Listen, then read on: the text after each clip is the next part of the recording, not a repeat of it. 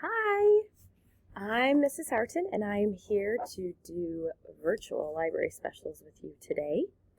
Um, we are focusing and talking today about the expectations or kind of the guidelines that we want to happen when we are on Zoom together and having specials. And we thought that we would use a book to talk about that today, and I'm going to show you that book. The book that we're going to read is called We Don't Eat Our Classmates, and I love this book for so many reasons. I love this book, one, because it's really, really funny. I think you're going to laugh a lot today. I love this book because the pictures are great pictures. I think this dinosaur is just drawn so cute, and when I show you the pictures of the classmates and their reactions on their faces when some of the things happen, I think you're going to love it. So let's read our story for today and talk a little bit about our expectations for being in our virtual library. So, We Don't Eat Our Classmates is the title of our book, and you'll notice that there's an author here. His name is Ryan T. Higgins, and Ryan T. Higgins has actually written a lot of books that we love. We love the Bruce stories about the bear, and he is the one who wrote about Bruce the bear, who ends up being kind of the dad of the gooses. If you haven't read, or geese, not gooses, geese. So if you haven't read one of the stories about Bruce by Ryan T. Higgins, I recommend you check it out because you will love it. He tends to have some really funny things going on in his stories. So this book was actually published by the Disney Company, and I found that out right here on the title page. And the title page is inside of the book, and it actually has the same information. Ryan T. Higgins happens to be the author and I believe the illustrator of this book. And you can see who published the book right here on the title page. And those are the people who made the book happen for us, put all the words and pictures together and worked to make it a book that we get to read. So here is Penelope. She is the dinosaur in the story, and she just has a little message for you. She says, "Hey kids, you will never be eaten by a T-Rex. They are extinct, I promise." So she had to give you a little announcement before the story started. Okay, so here she is. Penelope Rex was nervous. It's not every day a little T-Rex starts school. What are my classmates going to be like? Will they be nice? How many teeth will they have? This was very important.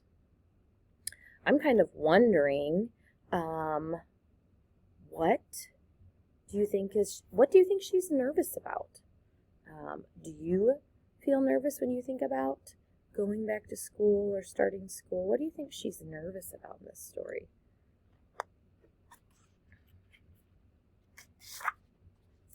Penelope's mom bought her a new backpack with ponies on it. Ponies were Penelope's favorite because ponies are delicious. Penelope's dad packed her a lunch of 300 tuna sandwiches and 1 apple juice. I kind of went, whoa, 300, but I guess dinosaurs probably do need to eat a lot of sandwiches, don't you think?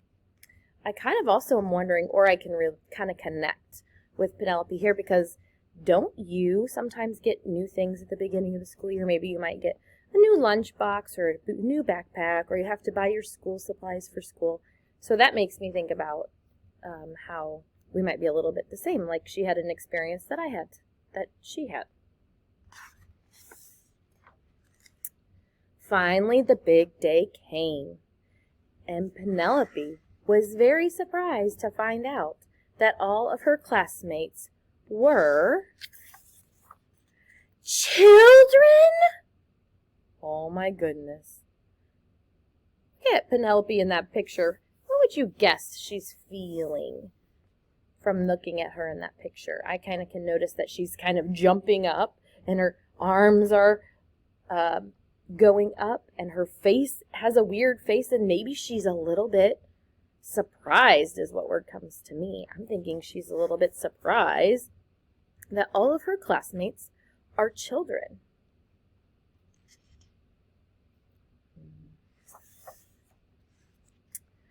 So she ate them because children are delicious.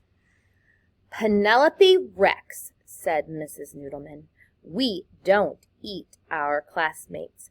Please spit them out at once. So she did. Oh my goodness, I want you to see this whole picture. There's the teacher. How is she feeling? You can see her face.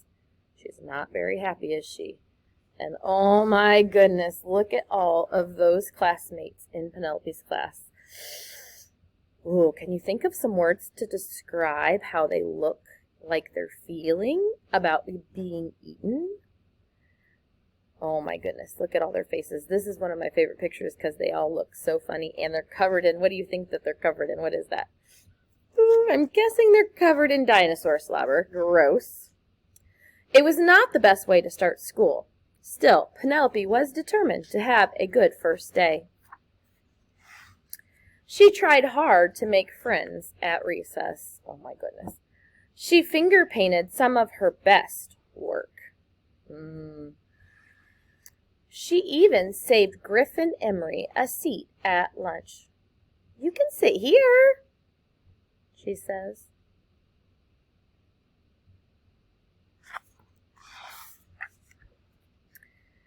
Penelope started to notice everyone was making friends but her. It was lonely. Oh, how do you think she's feeling now? Her shoulders are kind of sagging. Her head is looking down. Kind of looks like she might cry a little bit. She's feeling very sad. When Penelope got home, her dad asked her about her first day of school. I didn't make any friends, Penelope cried. None of the children wanted to play with me. Penelope Rex, her father asked, did you eat your classmates? Well, maybe sort of, just a little bit.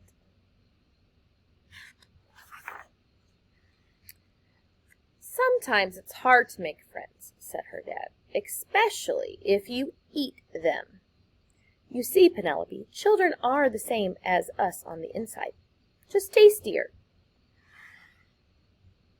That gave Penelope a lot to think about.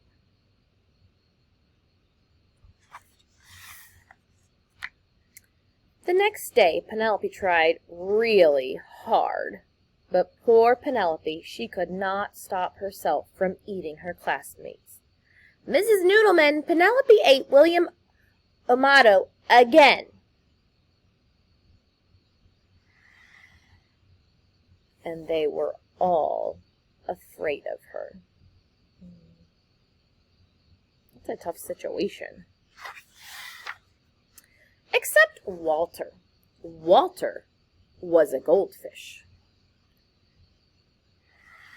So, Penelope tried to make friends with him. Will you be my friend?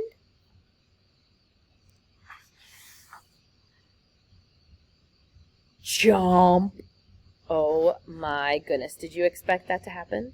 Did you expect Walter to chomp her finger? I did not.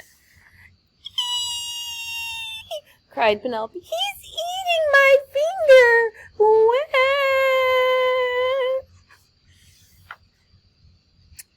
Once Penelope found out what it was like to be someone's snack, she lost her appetite for children.